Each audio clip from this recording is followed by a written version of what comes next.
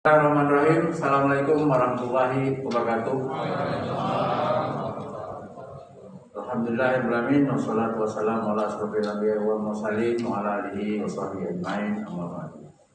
Yang saya hormati Pak Kapolda Riau, yang saya hormati Pak Danrem, yang saya hormati Pak Dr. Wildan selaku tim epidemiologi dari Provinsi Riau, yang beliau adalah ketua timnya. Kemudian ada bersama kami juga ada sekretaris Satgas, ada kepala dinas kesehatan, ada beberapa kepala dinas. Ini semuanya adalah dalam organisasi Satgas penanganan COVID-19. Yang saya hormati Pak Bupati Kampar, saya hormati Pak Wakil Ketua DPRD Kampar, yang saya hormati Pak Kapolres, saya hormati Pak Pejari, saya hormati atau itu aja kamera video apa manual fokus. Yang saya hormati Pak Ustadz kita, saya hormati selaku Ketua Majelis Ulama Kabupaten Kampar, Bapak-bapak, ibu-ibu, para peserta termasuk camat yang ikut dalam rapat ini, khususnya tentunya bapak-bapak, ibu-ibu yang ikut dalam Satgas penanganan COVID-19. Dulu namanya gugus tugas, kalau sekarang diubah namanya di Satgas. Jadi biar mungkin lebih kencang jalannya. Pertama sekali syukur alhamdulillah pada kesempatan ini kita bisa berkumpul di sini. Tadi sudah disampaikan oleh Pak Danrem, Pak Kapolda. Maksud dan tujuan kami adalah bagaimana kita bisa membantu dari Provinsi Riau agar tentunya daerah-daerah oranye ini bisa menjadi kuning gitu. Sebab ada 3 oranye yang sekarang adalah Kota Pekanbaru, kemudian adalah Kabupaten Siak dan juga Kabupaten Kampar. Karena itu kami turun ini sebetulnya kami kalau tidak perlu turun. Tapi karena memang ini sudah oranye ya, kita tak ingin jadi zona merah. Ya zona merah besar kerja kita. Jadi tentunya dengan kehadiran kami ini mudah-mudahan nanti ada ikhtiar kita bersama agar nanti kita dapat mengawal dan sekaligus memutus rantai penularan COVID-19. Coba sebelumnya. Nah, nanti kalau kami suruh pindah lanjut. Bukan dulu. Ini Riau 1039 sekarang. Jadi Riau ini 1039 yang sekarang isolasi mandiri ada 137. Kemudian rawat di rumah sakit ada 226, sembuh kita masih tinggi, sembuhnya 640, meninggal dunia 16. Di antara meninggal dunia 1 orang dari Kabupaten Kampar. Lanjut. Ini kondisi Kampar. Ya tadi mungkin datanya mungkin ada sudah berubah nih Pak Bupati. Jadi Pak Bupati bilang 20, sekarang 16 Pak. Kondisi sampai kemarin ini adalah 112 jumlah positifnya. Yang isolasi mandiri kalau data kami sini adalah 3. Tadi Pak Bupati syukur alhamdulillah sudah tinggal 1.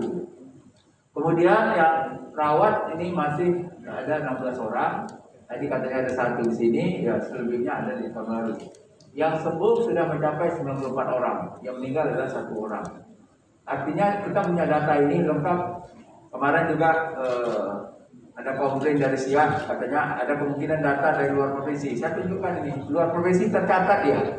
Jadi nggak bisa kita barangkali nanti khawatir nanti masuk ke daerahnya, karena memang ya dari luar provinsi pun kita catat namanya luar provinsi gitu.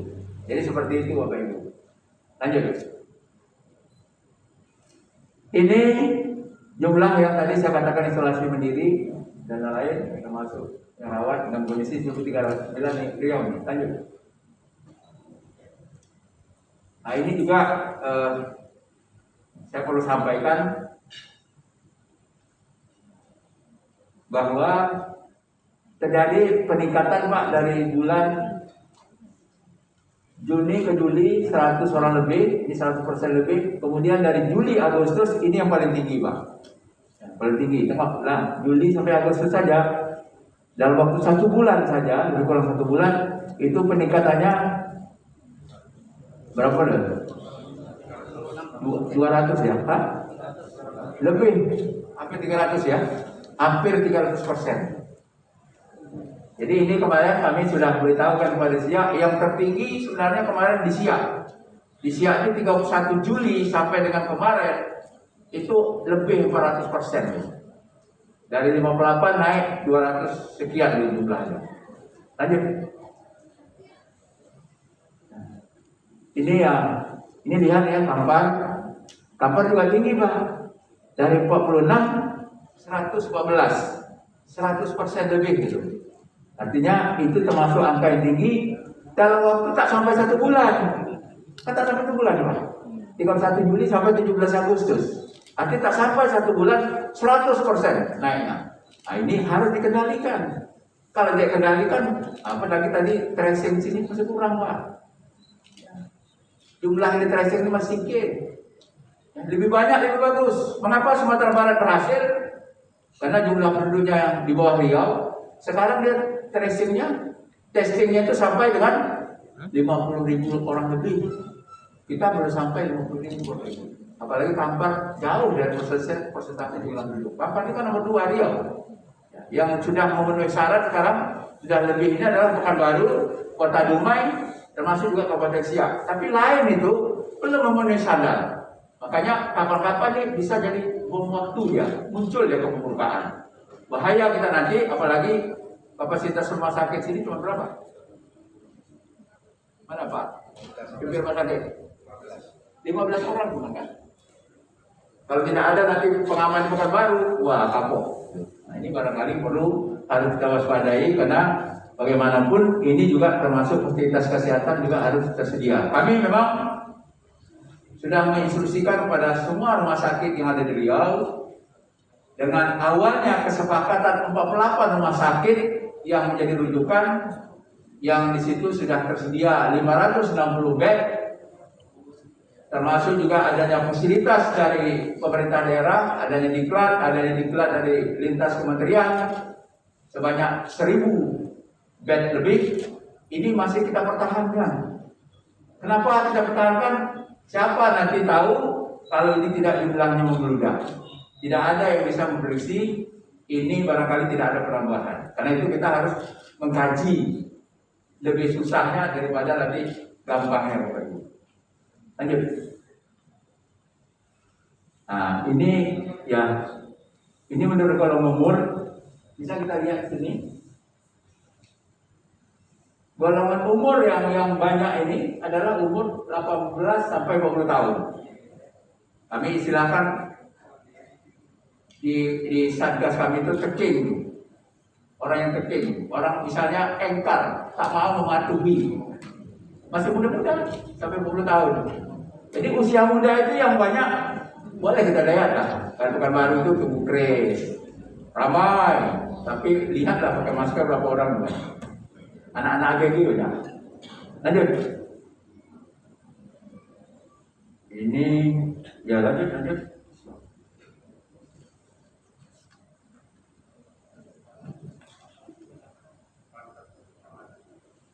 Ini Kampar. Ini coba ya Bapak Ibu. Tadi kata Pak Bupati hampir semuanya ada gitu. Saya lihat memang yang sebelah kanan ini semuanya ada. Jadi artinya semua kecamatan di sini sudah ada yang positif. Lanjut. Kalau di sini 13, kalau di sebelah kanan ini semuanya ada. Lanjut. Ini kasus konfirmasi untuk Riau ini sebenarnya Pak. Coba lihat Pak umur yang 18 sampai 20 tahun itu yang paling banyak gitu. Artinya ini adalah masa produktif. Masih usia muda sekali. Sementara yang 40 sampai 60 329, kemudian yang di atas 60 ini adalah 45 orang. Lanjut. Ini yang sampaikan termasuk mungkin juga di Kampar ini. Ini adalah yang banyak ini adalah terkonfirmasi positif ini adalah laki-laki. Mungkin karena laki-laki selalu keluar rumah, mungkin cari rezeki dan macam-macam. Ya, akhirnya ya banyak yang laki-laki kena. Itu dia. Lanjut. Nah ini yang kematian ya kalau memang dari persentase ya Kampar masih kecil ya, tapi kena 114 ya yang positifnya. Dan itu dimaklumi sekarang Kampar ini dari kasus positif urutan yang ketiga ya setelah siang. Lanjut.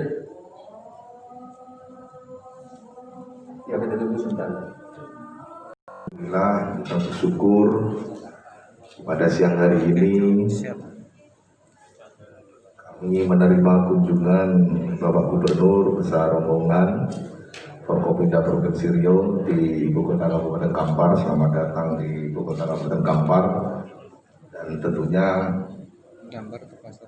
ini suatu kebahagiaan bagi kami, yang mana kami yakin bahwa dengan kunjungan asistensi Bapak Gubernur beserta rombongan di Kabupaten Kampar ini akan memberikan manfaat yang besar dan memiliki dampak positif bagi Kabupaten Kampar. Di sini izinkan saya menyampaikan ekspos tentang kegiatan yang selama ini di tengah pandemi COVID-19 ini yang sudah dilaksanakan oleh pemerintah Kabupaten Kampar.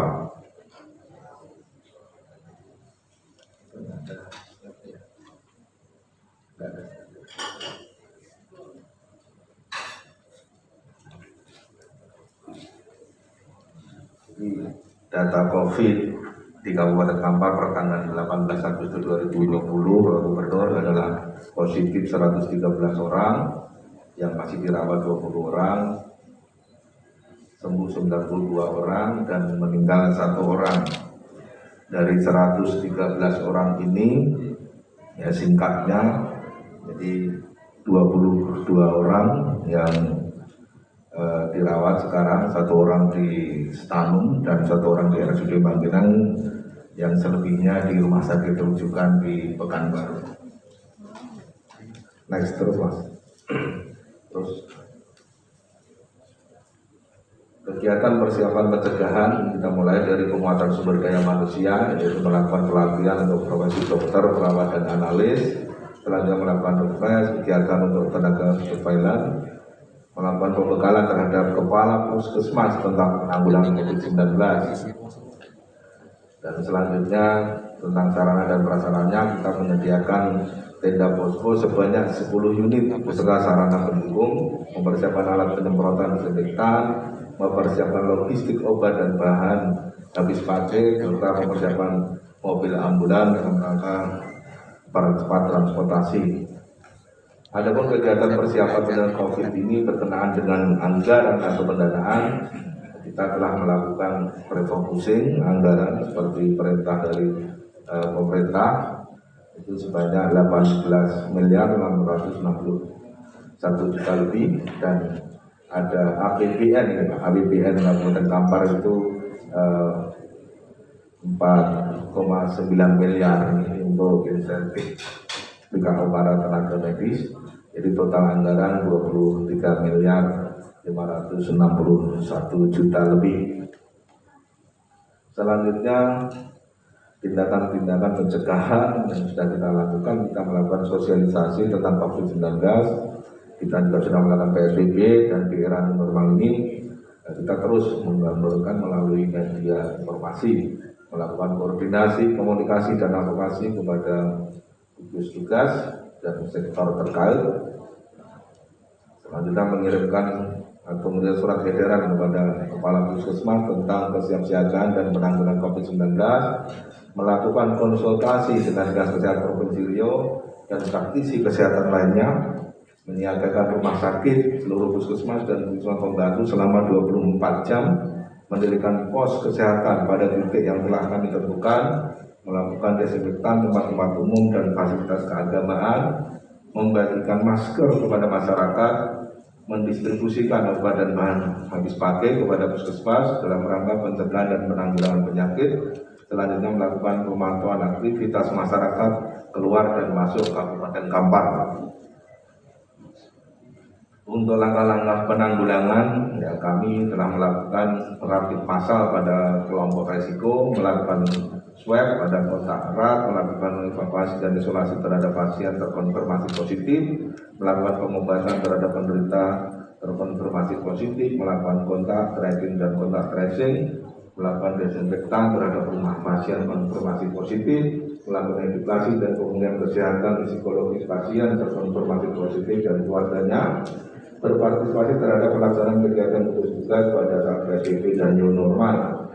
Selanjutnya, penguatan pemahaman masyarakat terhadap pelaksanaan kegiatan dengan memperhatikan protokol kesehatan melalui media informasi dan puskesmas, mempersiapkan ruangan isolasi di Stanu dan markas PM 314 sebanyak 80 bed atau tempat tidur. Selanjutnya, mempersiapkan ruang isolasi